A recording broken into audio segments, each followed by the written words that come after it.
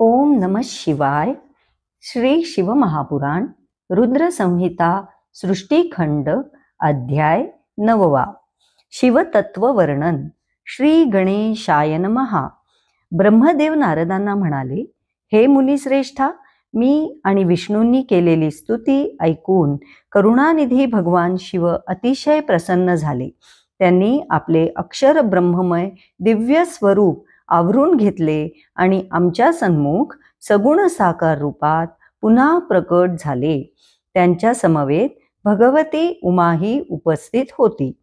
5 मुखे, 15 नेत्र, मस्तकी जटा, त्यावर चंद्रकोर, भाळी त्रिपुंड्र, नीलवर्ण कंठ, 10 भुजा, सर्वांगी भस्म चर्चलेले आणि विविध आभूषणांनी शोभायमान अशा सर्वांग सुंदर आदिनाथांना सर्वांग सुंदर आदिशक्ती उमेसहित पाहून आमच्या डोळ्यांचे पारणे फिटले. त्या दोघांचे एकत्रित दर्शन मनाला मोहित करणारे व परम आनंददायक होते. त्यांना पाहून आमचे हृदय भावभक्तीने भरून आले.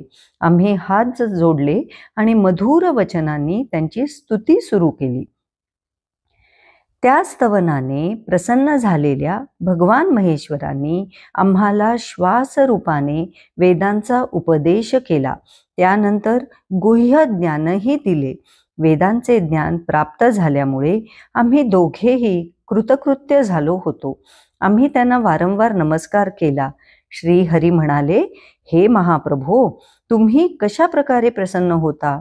तुमचे पूजन कसे करावे? तुमचे ध्यान कसे करावे? आम्ही कोणते कार्य करावे याविषयी जाणून घेण्याची माझ्या मनात तीव्र जिज्ञासा उत्पन्न झाली आहे. कृपा करून मार्गदर्शन करा. हे ऐकून भगवान शिव प्रसन्न झाले. ते म्हणाले, हे श्रेष्ठ देवांनो, तुमची भक्ती पाहून मी खरोखरच संतुष्ट झालो आहे. आता मी तुम्हाला ज्या स्वरूपात दिसत आहे त्याच स्वरूपात माझे प्रयत्नपूर्वक ध्यान म्हणजेच चिंतन करा.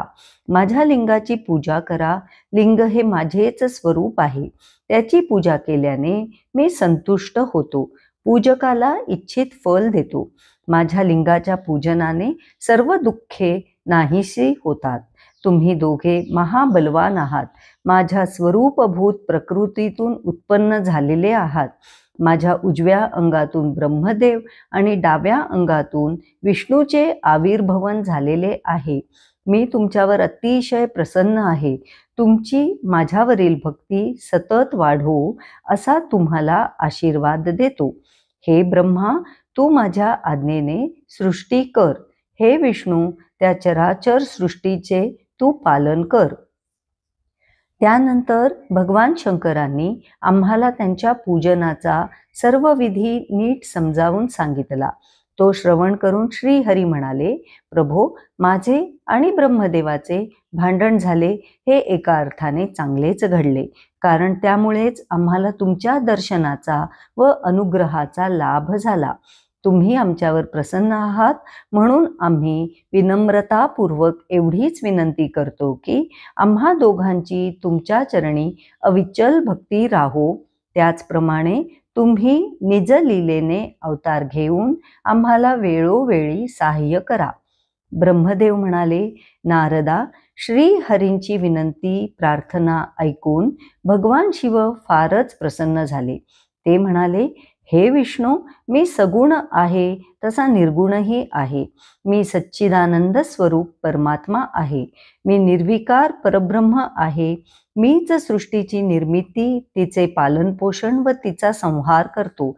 मीच ब्रह्मा, विष्णू व रुद्र ही 3 स्वरूपे धारण करून कार्ये करतो.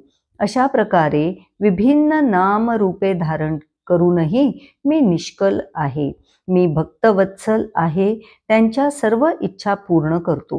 तू मला जी प्रार्थना केली आहेस ते मी अवश्य पूर्ण करीन.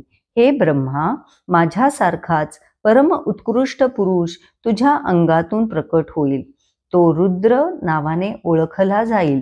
माझ्या अंशाने प्रकट झालेला रुद्र माझ्या इतकाच सामर्थ्यवान असेल. नावापलीकडे आम्हा दोघात काहीही भेद असणार नाही. माझ्यासारखी त्याची पूजा केली जाईल.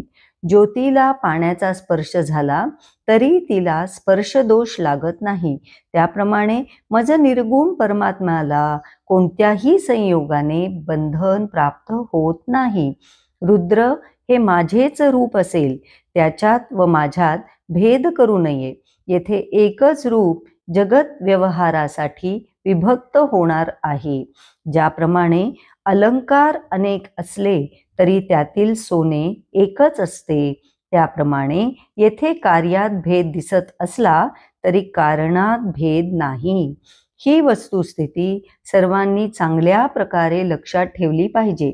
त्यांनी सर्वत्र शिवरूपच पाहिले पाहिजे. माझे रूप सनातन आहे, ते सर्व रूपांमध्ये सर्वत्र अधिष्ठित आहे, हे जाणणे हेच ज्ञान. म्हणून ब्रह्मदेव व विष्णू यांच्यात भेद करू नये. मी, तू, हा ब्रह्मा आणि पुढे प्रकट होणारा रुद्र हे सर्व एक रूपच आहेत. जो या सर्वांविषयी, सृष्टीविषयी आणि चराचरातील प्राणीमात्रांविषयी भेदबुद्धी धरेल तो नानाविध बंधनात पडून नरकयातना भोगेल. असो, हे ब्रह्मा, मी तुला एक गोपनीय गोष्ट सांगतो. मी रुद्र रूपाने तुझ्या भुवयातून प्रकट होईन. त्यानंतर तू सृष्टीचा निर्माता, विष्णू पालन करता व रुद्र संहार करता होईल. ही जी उमा नामक देवी आहे ती माझी अर्धांगिनी अर्थात परमेश्वरी प्रकृती आहे. तिच्या अंगभूत असलेली एक शक्ती वाग्देवीचे रूप धारण करून तुझी अर्धांगिनी होईल. दुसरी शक्ती लक्ष्मी रूपाने विष्णूंची पत्नी होईल. तिसरी शक्ती काली रूपाने रुद्राची पत्नी होईल.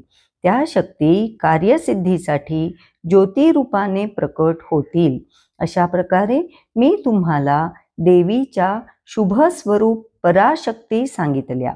सृष्टीची निर्मिती करणे, तिचे पालन करणे व तिचा संहार करणे ही त्यांची क्रमशः कार्ये आहेत. हे ब्रह्मा, तू माझ्याच प्रकृतीचा अंश असलेल्या वाग्देवीच्या सहाय्याने मनाने सृष्टी कार्याचे संचालन कर. हे विष्णू, तू लक्ष्मीच्या सहाय्याने सृष्टीचे पालन कर. मी रुद्र रूपाने कालीचे सहाय्य घेऊन संहाराचे कार्य करीन. तुम्ही प्रजा उत्पन्न करा, लोकांसाठी चतुर्विध आश्रम व्यवस्था प्रस्थापित करा, कार्याची वर्गवारी करून चतुर्विध वर्ण व्यवस्था निर्माण करा. लोकनिर्मिती, लोकरक्षण याशिवाय इतरही अनेक विधायक कार्ये करा. तुम्ही ज्ञानविज्ञानाने संपन्न आहात म्हणून लोकांचे हित करणारे व्हा. माझ्या आज्ञेने लोकांना मोक्ष देणारे व्हा. माझ्या दर्शनाने जे पुण्यफल लाभते तेवढेच पुण्यफल तुमच्या दर्शनाने लोकांना प्राप्त होईल. हे माझे सत्यवचन आहे. या वरदानाबरोबर मी तुम्हाला आणखी एक रहस्य सांगतो. विष्णू आणि मी एक रूपच आहोत. माझ्या हृदयात विष्णूचा वास आहे आणि मी स्वतः विष्णूच्या हृदयात निवास करतो. जो हरिहरांमध्ये भेद करणार नाही तोच मला सर्वाधिक प्रिय असेल. मी त्याचे परमकल्याण करीन. हे ब्रह्मा, तू माझ्या उजव्या अंगातून उत्पन्न झाला आहेस. हा विष्णू माझ्या डाव्या अंगातून उत्पन्न झाला आहे. महाप्रलयकारी विश्वात्मा रुद्र माझ्या हृदयातून उत्पन्न होईल. अशा प्रकारे मीच ब्रह्मा, विष्णू, रुद्र रूपाने तीन स्वरूपात प्रकट होऊन क्रमशः सत्व, रज, तम या तीन गुणांचा आश्रय घेऊन उत्पत्ती, स्थिती, लय ही त्रिविध कार्ये करणार आहे. अशा प्रकारे मी कारणपरत्वे प्रकृतीचा आश्रय घेऊन सगुण साकार होत असलो तरी पुरुष आणि प्रकृतीच्या पलीकडचा आहे. मी कार्यानिमित्त तीनही गुणांचे ऐश्वर्य धारण करत असलो तरी गुणातीत आहे. मी अज, अव्यय, अविनाशी, अनंत, पूर्ण व निरंजन परब्रह्म आहे. मी सर्वव्यापी एकमेव परमात्मा आहे. हे ब्रह्मा, त्रिभुवनाची निर्मिती करणारा तू अंतर्बाह्य रजोगुणी आहेस. त्रैलोक्याचे पालन करणारा श्रीहरी आतमध्ये तमोगुणी व बाहेर सत्वगुणी आहे, तर त्रैलोक्य संहारक रुद्रदेव आतमध्ये सत्वगुणी व बाहेर तमोगुणी असेल. अशा प्रकारे तुम्हा तिघांमध्ये असलेले गुणांचे प्राबल्य ज्ञानीजनांच्या प्रत्ययास येईल. हे विष्णू, तू माझ्या आज्ञेने या सृष्टीकर्त्या ब्रह्मदेवाचेही प्रसन्नतेने पालन कर. त्यामुळे तू त्रैलोक्यात पूजनीय होशील. अध्याय 9 समाप्त. ओम नमः शिवाय.